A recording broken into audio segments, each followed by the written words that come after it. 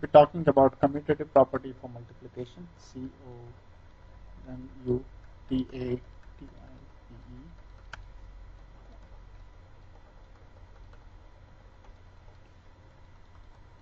Multiplication.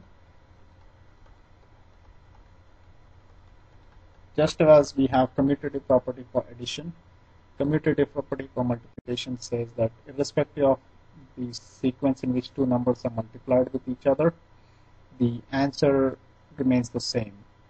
So what do we mean by that? So let's say, suppose we have two numbers A and B. So commutative property states that whether you multiply A into B should be equal to B into A, which is A multiplied by B should be equal to B multiplied by A.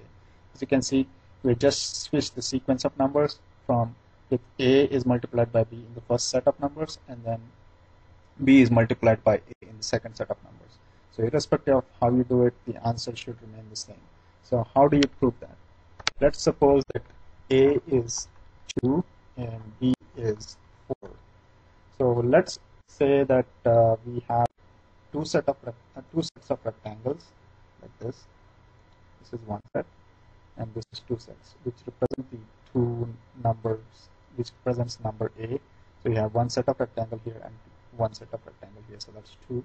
Now let's divide that into 4 parts, which represents the number 4.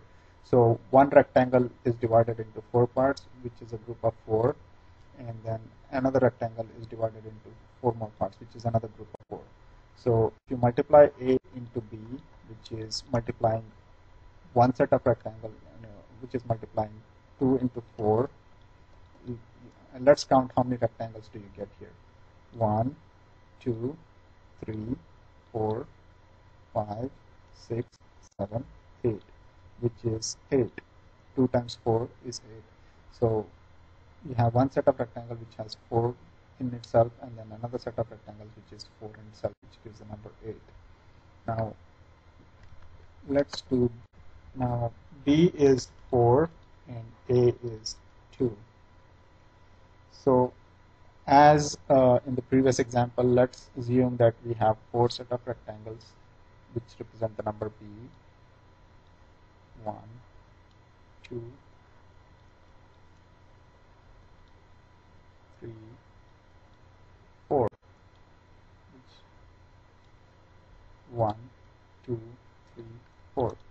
Now each one is divided into 2 groups. There are 2 rectangles in each group. So that's 1, 2, and then 2 more. Let's count how many rectangles do we have total. That's 1, 2, 3, 4, 5, 6, 7, 8.